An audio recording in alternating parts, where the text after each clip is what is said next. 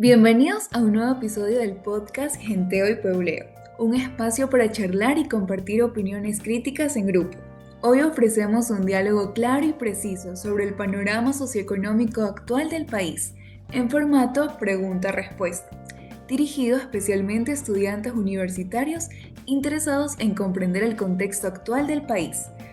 Tenemos un súper invitado, el economista Leroy Farlaro, que sabe bastante sobre temas de desigualdad y desarrollo social. Y aquí conmigo están Kevin, Allison y Byron, tres estudiantes que traen preguntas que seguro muchos de ustedes también se han hecho. Arranquemos suave, ¿sí? Para quienes tal vez nunca han escuchado el término, ¿qué es eso de la socioeconomía y por qué importa hablar de esto? Qué gusto estar aquí, gracias por la invitación. Mira, la socioeconomía es básicamente estudiar cómo la economía y la vida social están conectadas. Es, por ejemplo, ver cómo cosas como el empleo, la educación, la salud o incluso dónde vives pueden influenciar en cómo te da la vida. Cuando hablamos del panorama socioeconómico, nos referimos a mirar todo ese conjunto, cómo está distribuida la plata, quién accede a qué, dónde están los problemas y sobre todo cómo se vive eso en el día a día. Saber esto es clave porque muchas veces creemos que todo depende solo de echarle ganas, pero en realidad hay estructuras que condicionan mucho más las oportunidades que uno tiene. Perfecto, ya con ese contexto claro, vamos con la primera pregunta. Kevin, tú comienzas. Sí, gracias. Yo quería saber cómo influye el nivel socioeconómico en las oportunidades laborales acá en Ecuador. Porque veo que hay gente que trabaja muchísimo, pero no necesariamente les da estabilidad. Esa es una gran observación, porque trabajar mucho no siempre significa tener un buen trabajo, ¿verdad? Hay que distinguir eso. Claro, por ejemplo, mi tío trabaja todos los días vendiendo en el mercado y no tiene seguro ni nada. Y aún así, a veces no le alcanza para pagar todo. Justo ese tipo de casos refleja algo bien fuerte, la diferencia entre el empleo formal y el informal. Por cierto, el empleo formal es cuando uno está contratado bajo contrato. En cambio, el informal es pues, cuando no existe este contrato, ¿verdad? Eso significa que el trabajo no está regulado de ninguna forma que lo obligue a seguir leyes o las normativas del trabajador, los derechos del trabajador. Bueno, en Ecuador, según datos del INEC y de un estudio publicado por la Universidad Laica del Faro en 2023, más de la mitad de la población con trabajo, un 55,7% para ser exactos, estaba en la informalidad a finales del 2023. Y lo más duro es que esta realidad golpea más a quienes viven en zonas rurales, a personas con bajos ingresos, para ser más específicos, o con menor nivel educativo. Es decir, esto no es ninguna casualidad, hay una estructura detrás de todo esto, hay un patrón. Entonces, se puede decir que si naciste en una familia con pocos recursos, ya partes con desventaja para tener un buen empleo. Exacto. No solo es una cuestión de currículum o esfuerzo personal, también influyen cosas como dónde vives, si tienes acceso a internet, si terminaste la secundaria o incluso tu etnia. En zonas rurales, por ejemplo, la informalidad llega al 79%, mientras que en las ciudades es del 43%. Entonces, claro que hay un esfuerzo individual, pero también hay barreras estructurales que hacen que no todos partamos del mismo lugar. Y eso se traduce a menudo en menos acceso a trabajo con derechos, estabilidad y un salario justo. Excelente interpretación.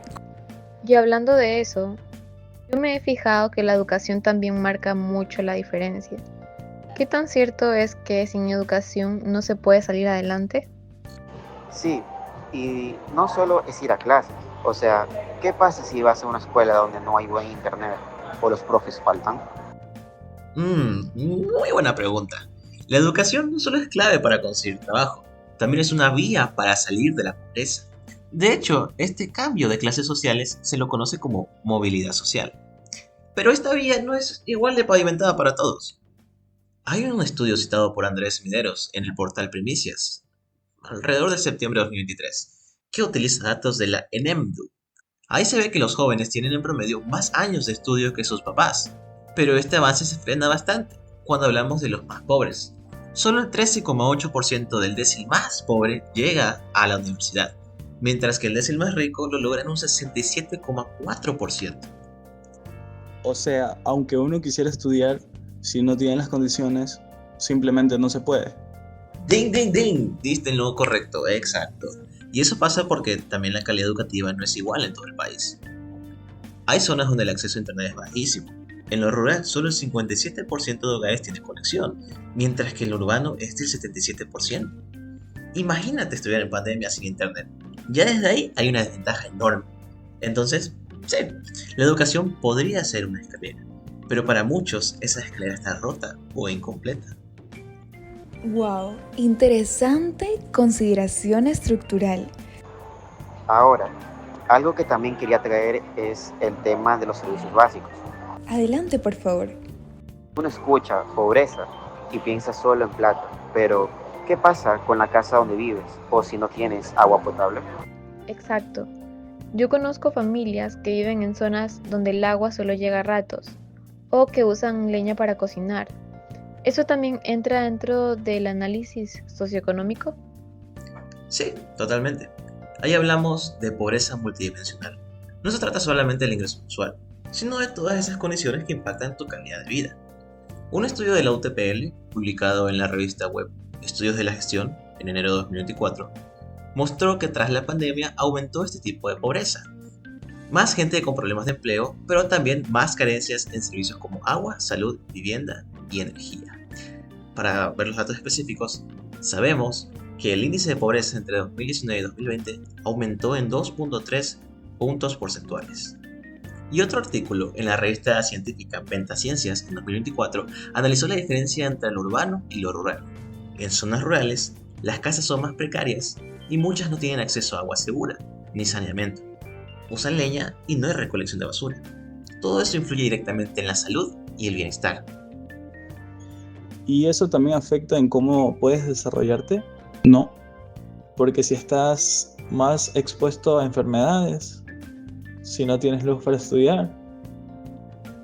Exactamente. Las condiciones materiales de vida condicionan las posibilidades de progreso. Por eso decimos que la desigualdad no está solo en los ingresos, sino también en cómo vives y qué acceso tienes. Porque finalmente eso termina afectando tu futuro. Wow, ha sido una conversación potente con datos y también con experiencias que muchos vivimos o conocemos. Félix, ¿te gustaría cerrar con una reflexión para amarrar todo esto? Yo no conozco ningún Félix, solo al héroe Farlaro. Pero claro, hoy hablamos de 3 temas que están súper conectados: el empleo, la educación y los servicios básicos. Vimos cómo el empleo informal afecta a más de la mitad del país y golpea especialmente a quienes tienen menos recursos o viven lejos de las ciudades. Hablamos también de cómo la educación puede ser una herramienta de cambio, pero en la práctica no todos tienen acceso igual. Muchos jóvenes de hogares pobres no llegan a la universidad y eso frena su progreso. Y, finalmente, los servicios básicos. Cuando una familia no tiene agua segura, energía o vivienda digna, esa carencia no solo afecta al presente, sino también las posibilidades a futuro. Habiendo analizado cómo factores económicos, como los del empleo informal, y sociales, como la educación y los servicios básicos, afectan la calidad de vida y las oportunidades de desarrollo de población, lo que hay aquí es un sistema de desigualdades que se alimentan entre sí. Y para cambiar esto, se necesitan políticas fuertes. Y espero que esta pequeña charla sobre el panorama socioeconómico del país despierte la curiosidad en algunos de ustedes. Gracias, doctor. Hoy nos llevamos una visión profunda sobre cómo el nivel socioeconómico en Ecuador sigue condicionando el acceso al trabajo digno, a una educación de calidad y a servicios esenciales. Estas dimensiones no se pueden analizar de forma aislada, son parte de una misma realidad. Sin intervención articulada, la desigualdad se reproduce. Antes de despedirnos, queremos dejar una última pregunta abierta para ti, que estás escuchando. ¿Qué crees que podemos hacer como ciudadanos y estudiantes para reducir la desigualdad socioeconómica en Ecuador? No basta con comprender el panorama. ¿Qué estás dispuesto a hacer tú? Déjanos tu opinión en los comentarios, compártelo con tus compañeros y únete a la conversación. Tu voz también cuenta. Comparte este episodio con tu comunidad universitaria, comenta tus ideas y participa activamente. Cada acción cuenta. Puedes comenzar informándote más, hablando del tema y no quedándote al margen. o incluso involucrarte en iniciativas sociales, voluntariados o espacios de debate académico. Investiga, comparte, participa. Hay colectivos como Grupo Faro o Ecuador. Decide dónde puedes aportar como estudiante. Gusto. Buenas noches con todos. Gusto, cuídense. Gracias por venir. Pasen bien, bonita noche. Saludos. Gracias, doctor. Cuídense.